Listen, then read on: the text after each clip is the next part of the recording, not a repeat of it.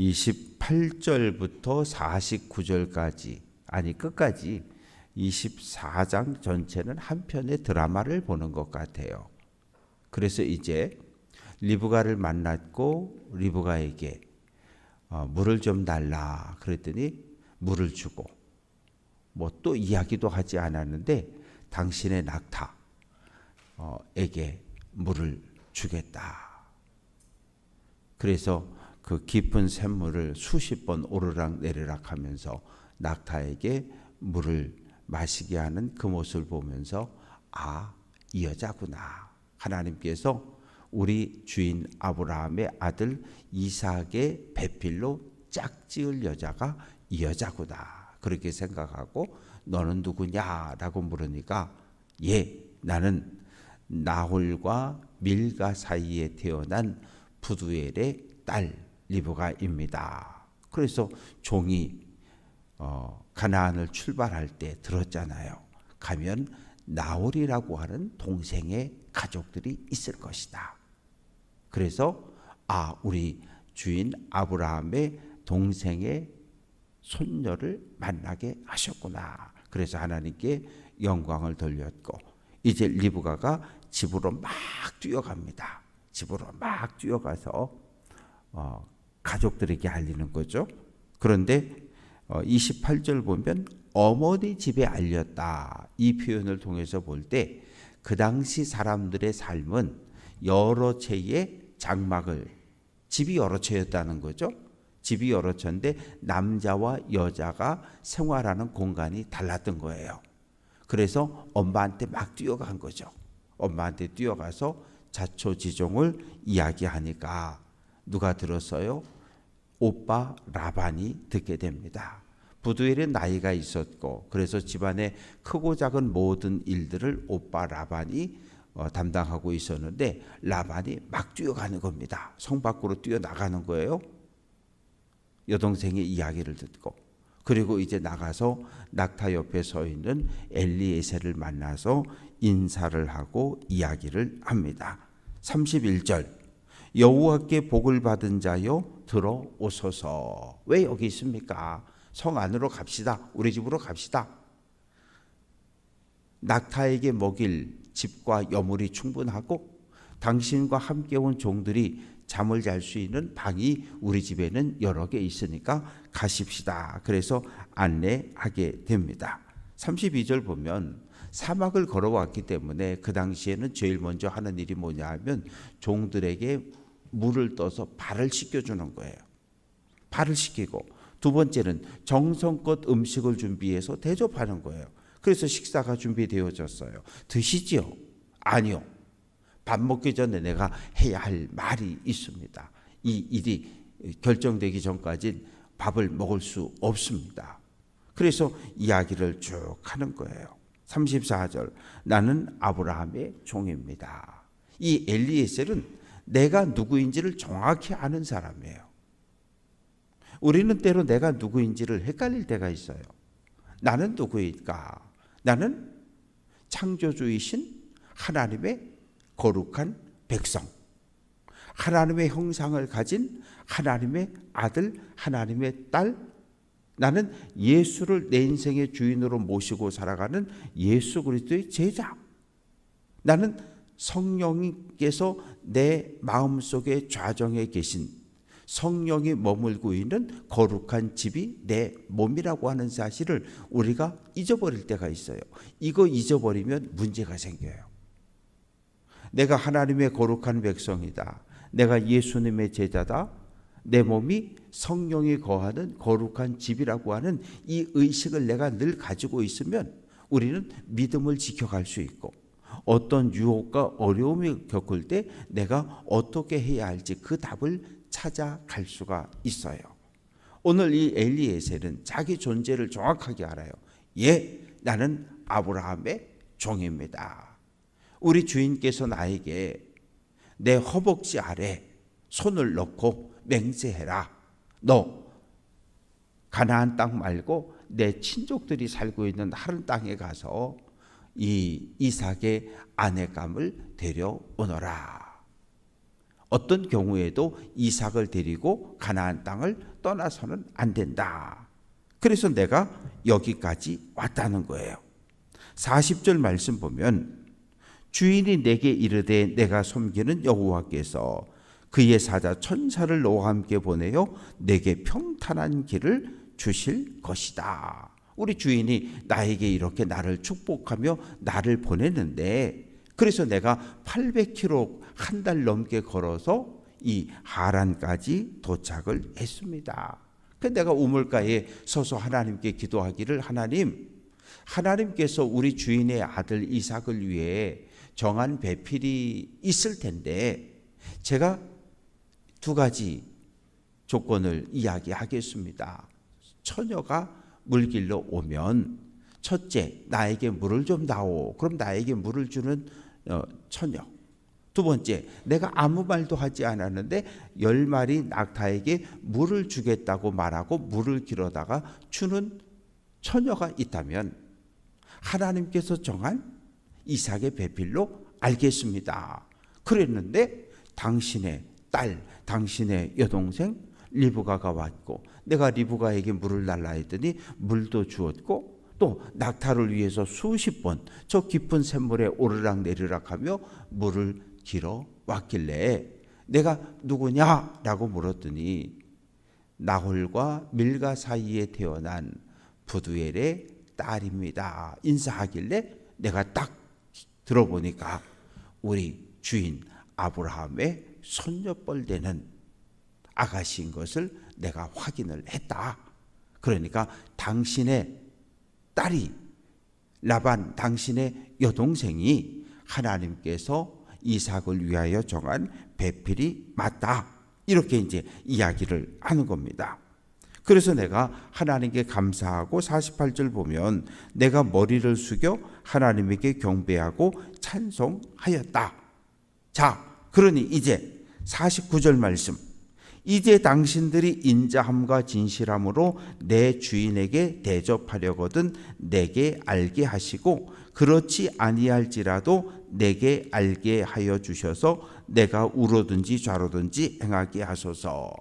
인자와 진실함으로 라고 하는 이 표현은 22절에 이미 한번 나왔어요. 이때는 하나님께서 아브라함에게 인자와 진실을 베푸셨다 이렇게 표현하고 있는데, 오늘은 하나님께서 우리 주인 아브라함에게 인자와 진실함을 베푸신 것처럼 이제는 당신들이 우리 주인 아브라함이 보낸 나에게 진실과 사랑을, 인자를 베풀어 달라는 거예요.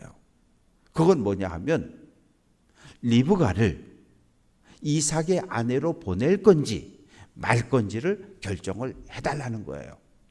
만약에 리브가를 아브라함의 아들 이삭의 배필로 허락하지 않는다면 나는 또 다른 친척들을 찾아가서 이삭의 배필을 찾겠다는 거예요. 그러자 이제 부두엘과 리브가 이 라반 가족들이 다 모여 있었는데 50절 말씀 보면 오라비 라반과 아버지 부두엘이 대답합니다. 이 일이 여호와께로 말미암았으니 우리는 가부를 말할 수 없노라.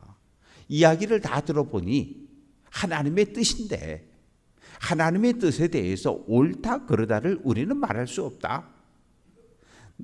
내 딸이 여동생이 여기 있으니 데리고 가서 이삭의 배필로 삼으라.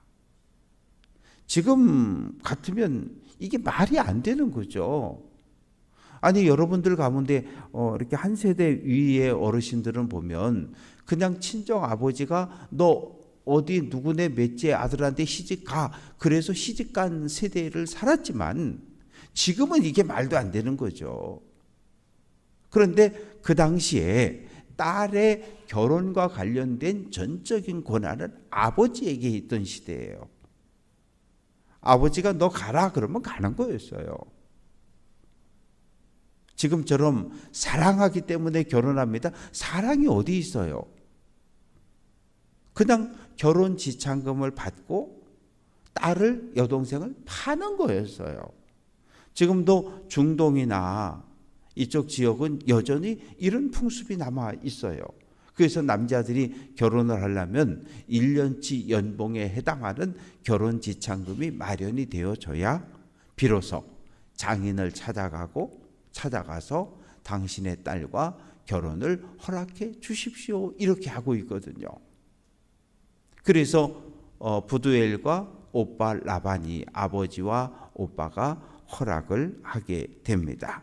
그래서 52절 말씀 보면 땅에 엎드려 여호와께 절하고, 엘리에셀이 땅에 엎드려 여호와께 절하며 경배하는 거예요. 하나님 참 감사합니다. 하나님께서 내 소원을, 내 기도 제목을 들어주셔서 내 주인 아브라함이 나에게 맡긴 모든 사명을 완수하게 하시니 참 감사합니다. 그렇게 하나님께 예배하고 53절 은금 패물과 의복을 꺼내어 리브가에게 주고 그의 오라비와 어머니에게도 보물을 주었다. 이건 뭐냐 하면 리브가에게 주는 것은 이전에 코걸이나 손목걸이처럼 이건 선물이었고요. 이것은 결혼을 하겠다라고 하는 약속의 공식적인 합법적인 법적인 예물이 전달되어지는 거고, 라반과 어머니에게 전달되어지는 것은 결혼 지참금입니다. 이렇게 해서 이삭과 리브가의 결혼이 법적으로 효력을 갖게 됩니다. 그래서 이제 먹고 마시고 하룻밤 푹 쉬었어요. 아침에 일어나니까 엘리에셀이 부두엘과 라반에게 이야기하는 거예요. 돌아가겠다. 이제 우리 출발해서 내 주인 아브라함이 있는 곳으로 가겠다. 그러니 부두엘과 라반이 펄쩍 뛰면서 어떻게 가냐고, 하다못해 며칠이라도 아니 한 열흘만이라도 이 우리 딸과 석별의 정을 나눌 수 있는 시간을 갖는 게 맞지 않겠냐. 당시 풍습은 그랬어요. 딸이 시집을 가게 되면, 결정이 되면 시집 가기 전에 친정 식구들과 요즘 표현으로 하면 여행도 좀 갔다 오고 맛있는 음식점 가서 음식도 먹고 그러면서 이 정을 나누고 그러고 헤어져 있는 게 맞는데, 아니 어제 와서 오늘 간다는 거예요. 맨 처음에 한두 번 엘리에셀을 만류하지만 꿈쩍도 안 해요. 그래서 리브가를 부릅니다. 리브가야, 어떡할래? 우리 요청대로 한 열흘 여기서 머물며 정을 나누고 갈래? 아니면 그냥 오늘 갈래? 그랬더니 예, 저 오늘 갈래요. 그래서 리브가가 엄마와 오빠와 아빠와 이별하고 이제 엘리에셀을 따라서 가나안으로 옵니다. 가나안으로 올 때 60절 말씀 보면 59절 말씀 보면 그 누이 리브가와 그의 유모가 동행을 하게 돼요. 유모라고 하는 것은 이렇게 팔로 안아서 이렇게 키우는, 어려서부터 돌보아준 유모가 있었는데 오늘 말씀 속엔 이름이 기록이 되어지지 않습니다. 그러나 이제 35장에 가게 되면 그 이름이 기록이 되어져 있어요. 이름이 드보라라고 하는 이름으로 기록이 되어 35장 8절에는 드보라가 죽었다, 유모가 죽었다 그러면서 이름이 드보라였다 밝혀주고 있습니다. 축복하는데 아버지와 오빠가 이제 여동생을 축복하며 보내는 거예요. 첫 번째는 60절 우리 누이여 너는 천만인의 어머니가 될지어다. 너를 통해서 수천 수백만의 자손이 퍼지기를 축복한다. 그리고 두 번째는 내 씨로 내 후손으로 그 원수의 성문을 얻게 될지어다. 대적들과 싸워 승리하기를 축복한다. 이렇게 누이를, 딸을 축복하고 보내게 됩니다. 그래서 이제 낙타를 타고 내려오는데 한 달 동안 걸어 내려왔을 때 62절 이삭이 부엘라 헤로이에 있었어요. 부엘라 헤로이는 어딘가 하면 애굽 여종이었던 하갈이 사레의 학대를 견디지 못하고 애굽으로 가려고 광야로 들어섰다가 길을 잃어버렸을 때 거기 천사가 나타났던 바로 그 장소, 그곳이 부엘라 헤로이인데 지금 이삭이 거기에서 왔다 갔다 하고 있는데 63절 말씀 보면 이삭이 해가 저물 때에 드러나가 묵상하다라고 하는 단어가 시편에도 등장하고 여기 본문에도 등장을 하는데 여기 등장하는 묵상하다와 시편에 묵상하다는 단어는 다른 단어예요. 한글로 번역은 똑같은데 히브리어 원어가 달라요. 그래서 63절에 묵상하다는 수아흐라고 되어져 있는데 이 딱 한 번 구약 성경 전체에서 딱 한 번 등장하는 단어인데 해석하기가 좀 난해해요. 그런데 65절에 들에서 배회하다가 우리에게 마주오는 자가 누구냐? 배회하다라고 하는 말과 연결하면 지금 이삭이 엘리에셀이 하란으로 내 신부감을 데리러 갔는데 언제쯤 올래나? 어떤 처녀를 데리고 올래냐? 이런 생각을 하면서 왔다 갔다 하고 있었던 거죠. 리브가가 저 사람이 누구냐? 그랬더니 엘리에셀이 내 주인 아브라함의 아들 이삭, 당신의 남편이 될 사람입니다. 그러자 리브가가 어떻게 해요? 얼굴을 가립니다. 왜냐하면 당시 유대의 관습은 결혼할 때까지는, 결혼 예식이 끝날 때까지는 신랑은 신부의 얼굴을 볼 수 없었기 때문이지요. 이제 66절 보면 엘리에셀이 이삭을 만나서 리브가를 소개하면서 지금까지 있었던 2달간의 모든 여정과 하란에서의 만남과 있었던 모든 일에 대해서 주인에게 보고하고 67절 말씀 보면 이삭이 리브가를 인도하여 그의 어머니 사라의 장막으로 들였다. 사라가 127세에 임종했고 그때 이삭의 나이가 37세였습니다. 37세였는데 오늘 말씀 보면 이삭이 그의 어머니를 장례한 후에 위로를 얻었다. 이 말은 3년이 지날 때까지 3년이 될 때까지도 여전히 이삭은 어머니를 그리워하며 살았던 거예요. 어머니를 추모하며 살았던 거죠. 그러다가 어머니의 그 빈집에 아내 리브가를 드리게 되고 그리고 마음속에 큰 위로를 경험했다는 이야기가 오늘 말씀 속에 기록이 되어져 있습니다. 24장 전체는 이제 아브라함의 시대가 가고 이삭의 시대가 새롭게 오고 있음을 우리에게 알려줘요. 가정들도 마찬가지잖아요. 시대가 가고 오는 거예요. 할아버지의 시대가 가고 아버지의 시대가 가고 이제 손자 또 아들의 시대가 계속 오는 거예요. 교회도 마찬가지예요. 처음 우리가 믿음의 길을 시작했을 때 있었던 성도들 한 세대, 두 세대가 지나가면서 계속 바뀌는 거죠. 누구로? 할아버지 할머니가 시작한 예배당이었는데 이제는 아들과 며느리가 자리를 지키고 또 아들과 며느리가 나이가 들면 손주들이 또 자리를 지키고 그러면서 가문도 교회도 이어져 가며 하나님의 영광을 드러내는 겁니다. 영원할 수는 없어요. 왜? 우리의 삶이라고 하는 건 100세 시대를 이야기하지만 100세 시대 이야기하지만 제가 우리 교회에 오고 수많은 장례를 모셨는데 대부분 85세 전후였어요. 한 세대가 가고 또 다른 세대가 올라오고 계속해서. 그래서 여러분들이 교회 학교를 위해서 기도해 주셔야 돼요. 유치부, 초등부, 중고등부, 청년부. 왜냐하면 이 아이들이 잘 자라나서 우리 교회에 우리 뒤에 신앙을 이어갈 믿음의 후계자들이거든요.